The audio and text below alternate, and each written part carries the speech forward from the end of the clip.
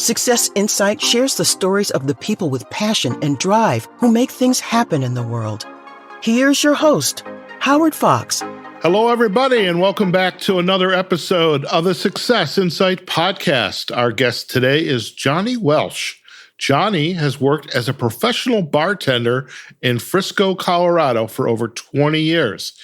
He has a degree in Italian language, literature, and culture from Syracuse University, and he will tell you that his 5 years of university study, while it did earn him a degree, has been a fantastic prerequisite for a lifelong career in the mixology arts.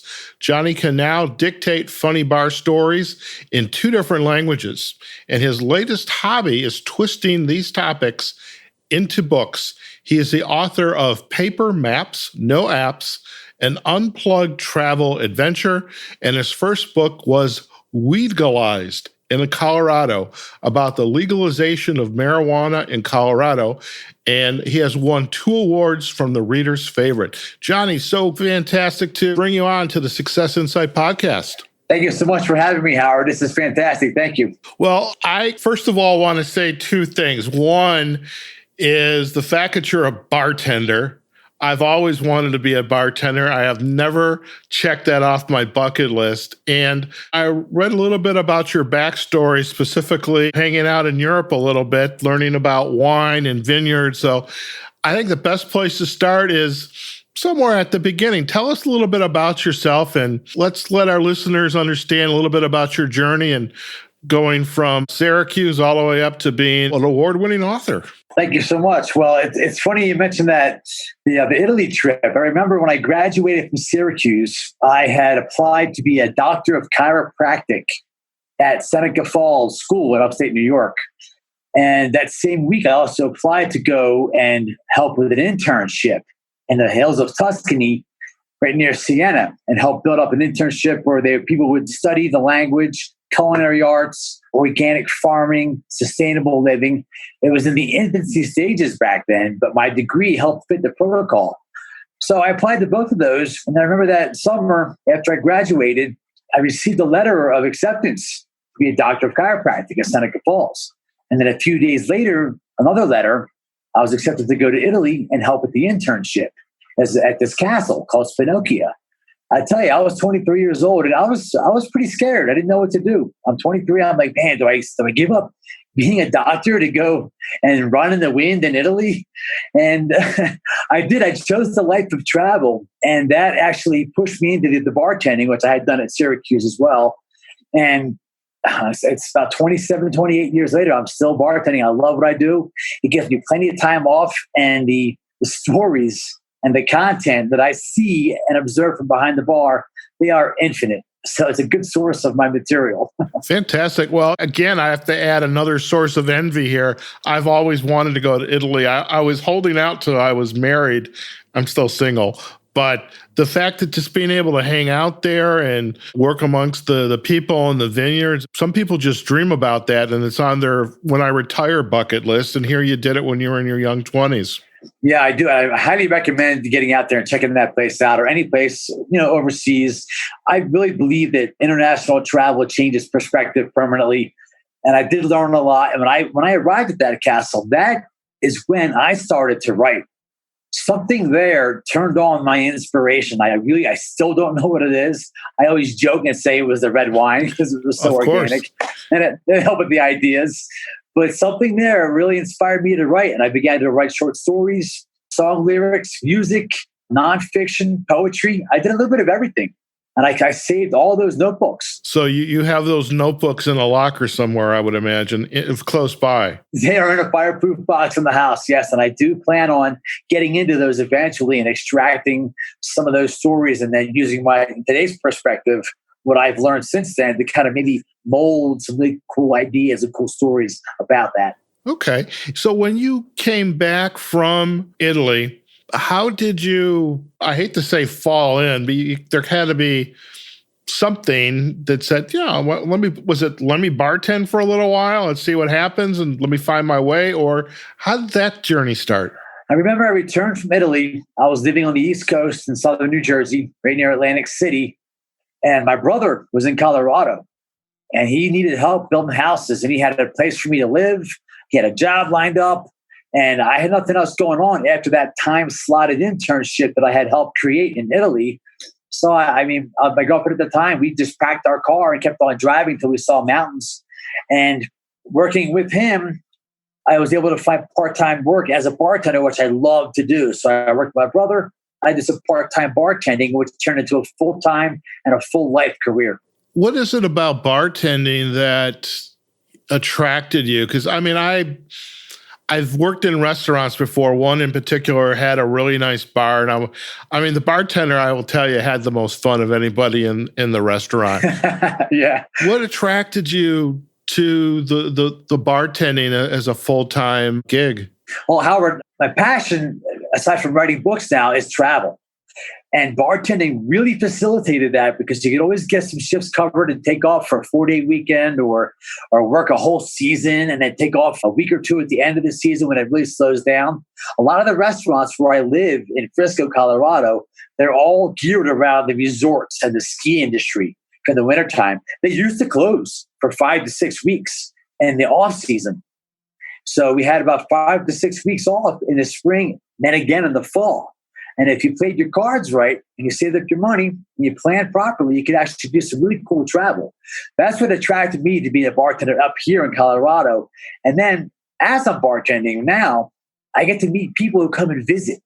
And they're travelers as well. So even though I'm not traveling, I'm bartending, I'm hearing stories from people they're traveling the world and traveling the country, and they're bringing those stories to me now. We can trade and exchange stories. It's quite a fun dynamic. No doubt. And I would imagine there's probably a handful of those travelers that are surprised, no less, when you start returning back lines of Italian to them. Yeah, they are surprised, especially if they are from Italy or they're familiar with the language. Very cool. Very cool.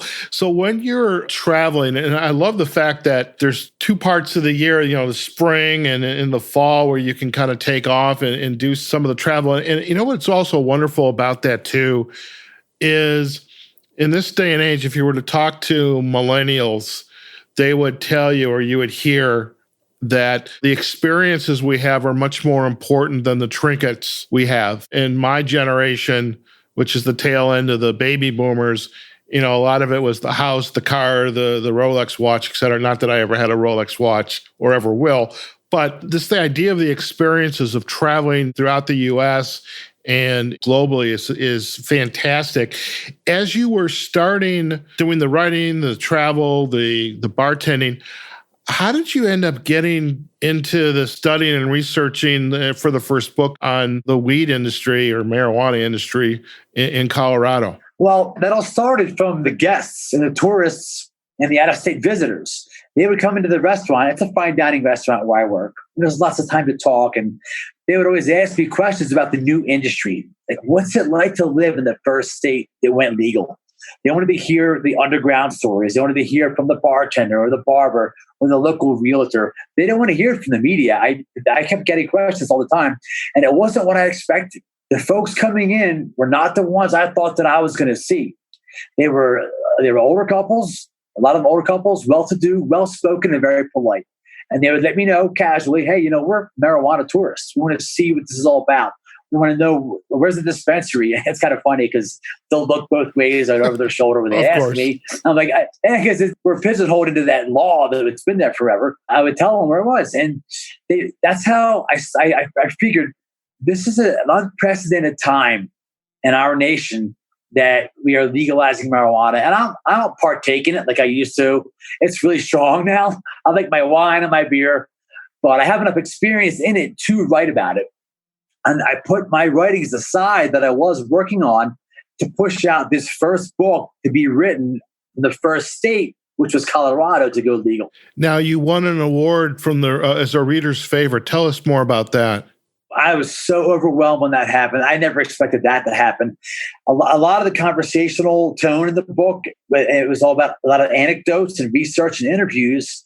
And I set my book in for one of those competitions, and it won international competition for humor and nonfiction because I did the research, I told the story, And I also introduced the whole topic with, a lighthearted, humorous way to kind of break the ice and really get the conversation open. And what was the reaction from your family and friends when you published the book? I mean, did they know you were writing it? Did you spring it on them? What was their reaction? No, my friends, they did know about it because I kept asking for advice and having big mastermind meetings on which questions I should ask. How far should I tap into the industry? Which companies are popping up? The friends were behind me 100%. My mom was actually, she was pretty upset that my first book had to be about marijuana. So that was one of the hardest things that I had to deal with the writing of it. Because she's like, really? Your first book's about marijuana? And I had to laugh because she held off for a while. She's, very apprehensive on the topic. But then she read the book and she understood what I was trying to do, which was just to capture that whole time capsule, the first few years of legalization. What did you learn about the process of writing this book? Now you've got your trunks filled with notebooks and your writings from your early days back in Italy and continuing on. But what did you learn about yourself in this process of becoming a published author? I learned that it's a lot longer process than I ever would have imagined. I thought that I would write down the whole book, the whole stories. The editor would just polish up some grammar and we'd publish it. That was not the case. There was a lot to do with the structural edit that I had no idea, which was actually good. And I really lucked out and found one of the best editors I possibly ever could have found, a gal named Jody Ryan. And she would actually restructure some of the stories and the paragraphs and chapters so that my book had a nicer flow, where it started with the history, then the questions, and then the humor came in, then the anecdotes, then some more research. She really helped with the structure of that book. So I learned that editing can take longer than writing the actual book. No doubt about that. And besides your friends, perhaps family, had you joined any like writing groups or mastermind groups where you're sharing stories and kind of challenging each other to keep accountable? I was with Toastmasters for a little while where we actually had to write down and then you tell the story verbally. I did get with some writing groups, but I felt it better for myself to actually just focus my time. I would actually handwrite in a notebook a lot of the content, and then take those notes and then type them in the computer, which was a good practice for me because I get to look at the story. I can hear it as I'm reading it, to myself, and then rewriting it. That was a good first rewrite for me. And I found that the more I read and rewrote my own content, the better it got. And it was more of a more well-rounded topic at that point. Do you think the experience of having written this first book and the going through the initial paces, I mean, I equated writing my first book, and I've only written one and half of another. It was like birthing a baby. It was painful. Yes, it was very long and arduous, and I did not anticipate editing more months than I did when I wrote the first version of the manuscript. But it was fun. I'm hooked. I love it. Fantastic. And how did that experience start to inform your new book, Paper Maps, No Apps, an Unplugged Travel Adventure? Well, like I said, the first book was a bar topic that came up quite often. And I like to see these bar topics that happen in the restaurant's atmosphere. People have a glass of wine or a drink with their dinner, and they open up just a little more than it normally would have, which adds to a wider perspective on some of the topics. And you can embellish. And then there's the tangents, and we're laughing, and there's humor. And I love that. So I noticed these things happening in this little microcosm of my bar/restaurant. The next thing I did notice, which was a disconnect between the people that are traveling, which I've loved for so many years. And they're not interacting as much as they were in the past. And I noticed they are on their phones. They're hooked, they're mesmerized. Oh yeah. And and I was like, man, I'm observing this. And I just want to, I'm not a soapbox bartender. I'm not going to say you shouldn't do this or do that. No, I just lead by example. But I had this idea with my girlfriend and I to take our next road trip, and we had a dare. And the dare was to see who could unplug from their smartphones the longest. And in the end, we both unplugged, and we made rules before the trip started. So our goal was to be 95% unplugged and then tell what happened to us each and every day because we were more alert and more present. What were some of those rules? Well, 95% unplug. If you plug it into my little equation that I created, okay. if you sleep 8 hours, that means you actually have 48 minutes of time that you are allowed to go ahead and get on your phone and use it if you need to. And we really didn't need to. I had to do some business emails at 10 a.m. every morning because I was getting interviews for the first book on radio shows. I paid a PR company, so I had to answer some emails. Right. We were allowed to text our moms every couple of days. You can't leave mom out of the equation. Trust me. So I'll send out a search party looking for me. And it was Mother's Day, so we called. So we allowed ourselves a little bit of leeway, a little license if we actually did need it. For example, we got lost going to a little town on the coast of Mexico as we drove in. And it's a great place. Mexico is a fun country, beautiful people, beautiful food. But I was warned, don't go near Tijuana with a brand new car full of your valuables. And don't get lost in Mexico. Yeah, it's Tijuana. So here we go. I see, oh boy, I'm seeing signs for Tijuana. I'm like, you know what? It's turning towards nighttime now. I'm like, oh boy. So Chrissy turned on our GPS for about 15, 20 minutes, which was well within our 95% rule. Wow. Actually, we hit 99% unplugged on our trip. So you have these rules about being unplugged. And this included checking sports, the social sites, calling into the mom bit. Of course, you have to do that. But by the way, what does your mom say now that you've come out with the second book? Oh, she loves it. She's a proud mom. She has copies of my book with her everywhere she goes now. It's pretty funny. I can imagine she's got her handbag and she's got copies of the books. Oh, my son, the author. Yeah, she sure does. It's pretty funny. That's probably why you're a best-selling author. She's the one that's marketing your books for you. She's helping a lot. Tell us about this trip now. I mean, how did you, I would imagine, well, let me ask you this. Are you the type of person with your girlfriend, now your fiance, congratulations. Thank you so much. That you're just going to get into the car and drive? Do you have to have a plan? No, here's how much we're going to drive. Here's where we're going to stay. Or do you okay, let the chips fall where they may?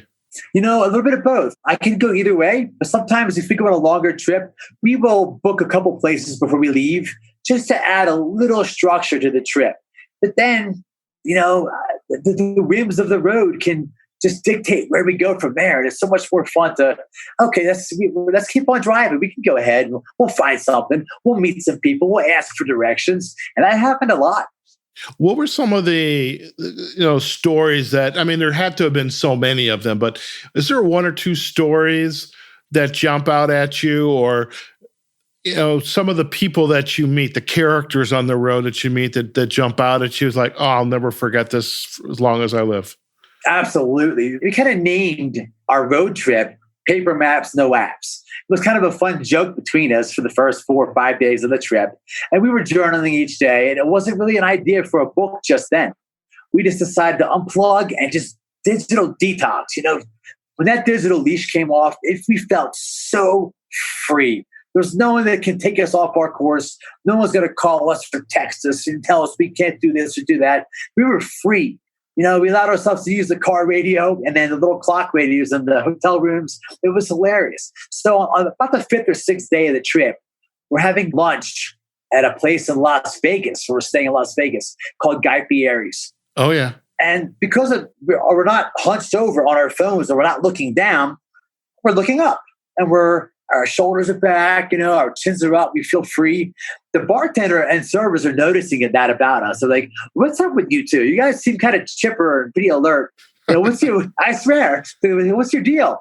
So they go, well, we kind of had this little dare between the two of us to unplug for 16 days on our road trip. She's like, wait a minute. She walks over, puts her elbows in a bar. She said, you're doing what? I go, well, we have no smartphones. They're turned off. She said, well, how are you guys getting around? So we got paper maps. And she was like, no. And she says, what do you guys do in the morning? Like, well, we talk to each other. And she's like, no. I mean, I'm embellishing her reaction, but she did have a reaction. And her name was Laura. And she finished her shift about 3 or 4 o'clock in the afternoon. Never forget this. And, watching her walk away after she was talking to us all shift. And she comes back over into the restaurant, puts her coat back on. She's like, I just want to thank you guys today because you changed my perspective. Because when Laura was asking us what we were doing, we were telling her the other servers were gathering around too. It was like a treasure hunt. Wait a minute, what are they doing? What's going on? And because of that commotion was happening, there was guests at the bar that stood up and walked behind us. I remember there was a guy named Bello and a guy named Michael from Hawaii. What are you guys doing? What's this crazy trip you're talking about? Everyone wanted to know what we were doing. So then, right then, when Laura told us that we changed her perspective, that's when the idea and the joke of a name of the road trip became an idea for a book. It's really interesting. The littlest idea, for sake of a better word, can have such a big impact on everybody else around you. Here Sure. It's a kind of an inside joke and amongst yourselves or a challenge amongst yourselves, but then all of a sudden it's taken on a bigger story, a bigger impact. Yeah. And then after that evening, Chris and I, we're talking nonstop to each other. We're creating an outline. We have to document this trip. We have to share this story because we had no idea that it would actually affect anybody. It was more of a social experiment, so to speak. And at that point, it turned into the idea for a book. We began to write down everything, and we rewrote the past 4 or 5 days to the best of our ability because it was fresh on our heads. And then from then on, we searched for new things that were happening to us. Like for example, just the basic, we noticed more art in a restaurant because our heads were up. I'm looking in the corner. That's a funny place to put a painting. But the fact that someone put a painting in the corner, that's pretty cool. And then I noticed it. I never would have seen that if I was glued to my smartphone. It's interesting about the phones and you walk down the street. I'm on Michigan Avenue in Chicago.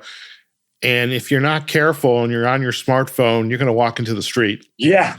and what are all the significant events that will not occur because I had my head down in a smartphone, 2 people who will not cross paths because they had their head down. And I think your book is inspiring because you're challenging people to put the phone away, unplug, and be present in the moment. And there's something very powerful for that. So as you started to gather this idea of crafting this book, how did you then set out to kind of put the pieces together? Well, I actually went out and did some research on the whole smartphone thing that's happening to us. And like you're saying, you'll walk into the street, if you're not paying attention, I did some research and I put some facts in the book. Like, for example, I think it was Germany. Yeah, Germany was experimenting with sidewalks that light up so that you don't go into the street if you're looking down and texting.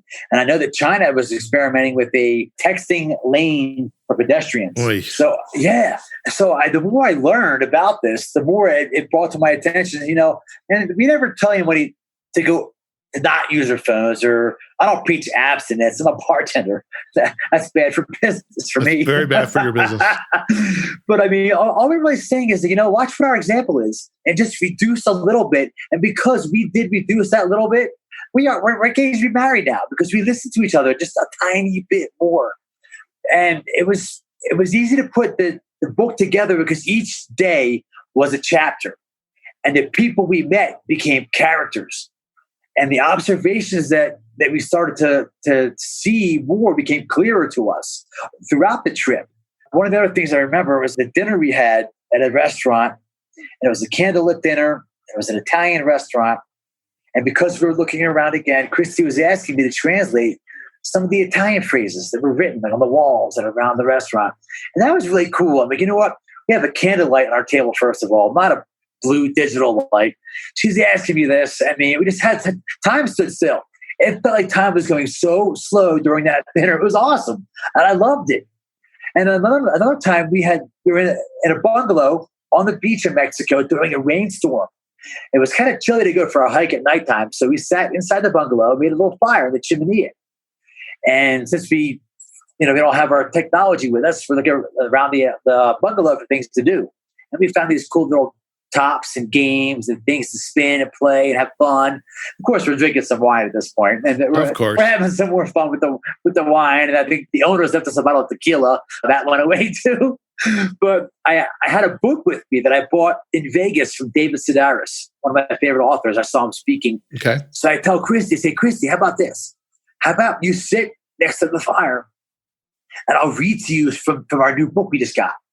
She said, that's a great idea. So I had never read to somebody from a book like that.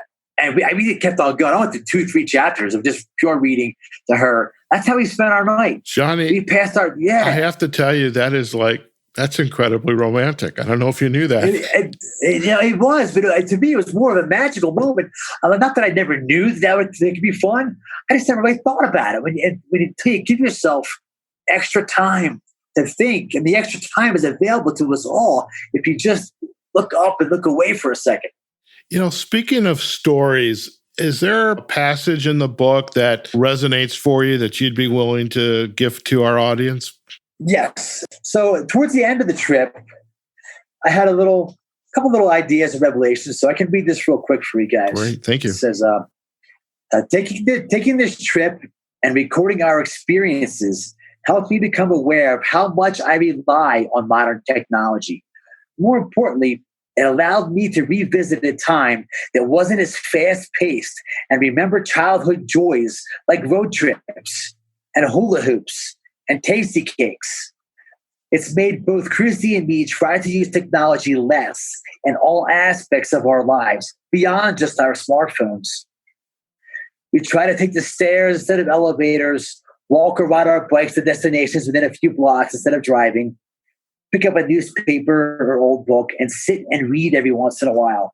And sometimes even bring that book along to help pass the time while waiting the line in the post office or DMV, for example. It's okay to be idle. It's okay to not do anything. That's a little side that I added, because what I also learned in my studies is there's a thing happening now. It's called isolation deprivation. That author, Cal Newport, he's a Georgetown professor, wrote in his book. It's when you never let your mind be idle. You never let your mind sit and be still.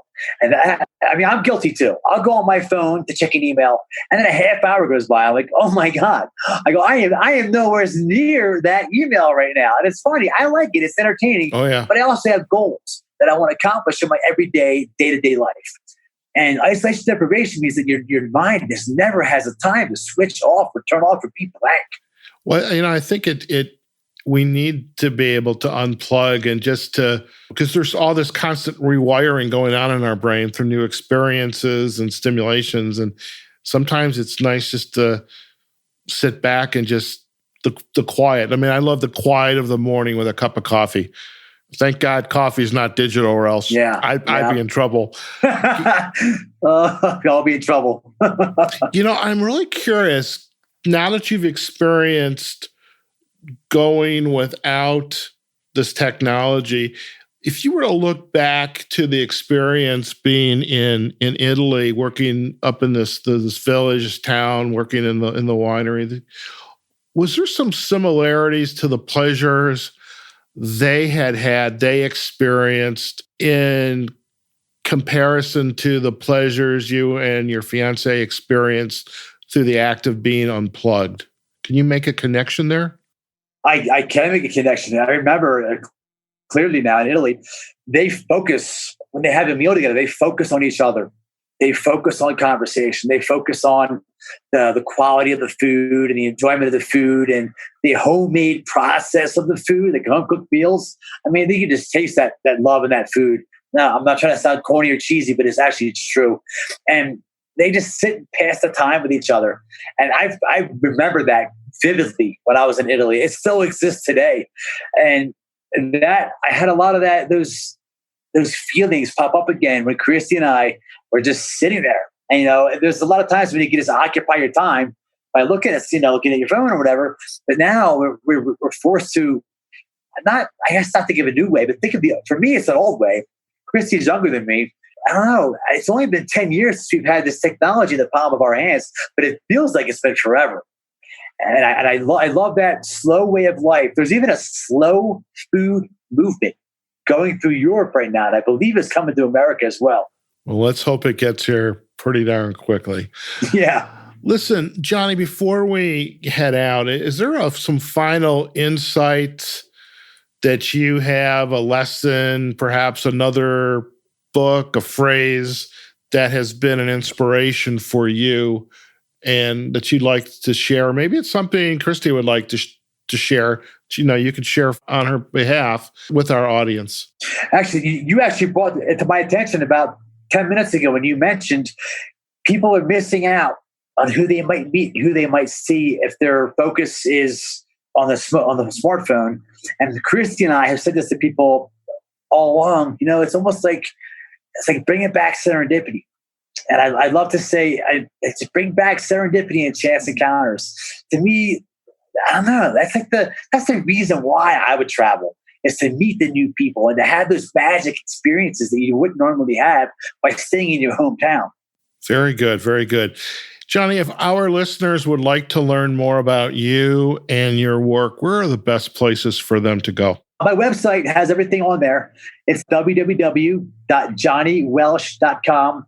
That's JOHNNYWELSH.com. I have some funny videos, some awesome photos on there from our trips as well. And I have a little thing I'm working on now. It's called Johnny Bartender's Twisted Topics, which, like I said, the first topic was the weed. The next topic was the observation of smartphones. So now I have all these new mini books coming out. It'll be very short mini books about twisted topics that we observed. I add a little splash of humor and a splash of wine, and we have a book come out.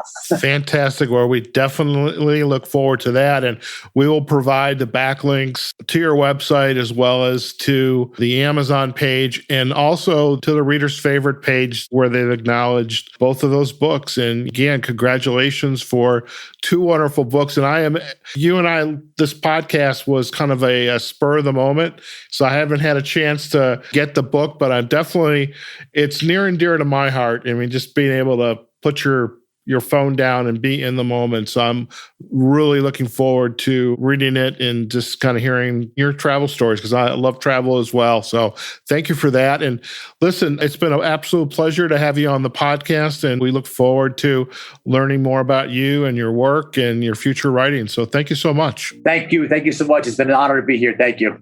Okay, folks, we have just been chatting with Johnny Welsh. He is a professional bartender in Frisco, Colorado. And a long time ago, he made this decision, chiropractic or travel, wine, experiences. And he kind of chose the latter of the two. And I think it was a good decision. And plus the fact his mom is incredibly proud of him and she's out there selling books for him. So we thank Johnny's mom as well. Listen, we're going to provide links back to both books, Weedgalized in Colorado, about the legalization of marijuana in the state of Colorado. And we'll also provide links back to Paper Maps, No Apps, and Unplugged Travel Adventure, and also to Johnny's website, johnnywelsh.com. So, folks, this is another enjoyable podcast. Please let us know what you think. If you enjoyed it, leave a comment. If you have some questions, leave a comment, either for the Success Insight podcast team or for Johnny. But let us know, share it. You can find our podcast on our main website page, successinsightpodcast.com. We're on Facebook, LinkedIn, Twitter, as well as Pinterest, and on YouTube. So wherever your platform of choice is, I hope you enjoy this podcast. And there most certainly are going to be more like it this year. So just keep tuning in and get notified. So wherever you are, whatever you're doing, go out there, have a phenomenal day, and we'll see you on the next episode of the Success Insight Podcast. Take care now. Success Insight is a production of Fox Coaching and First Story Strategies. Find us online, successinsightpodcast.com.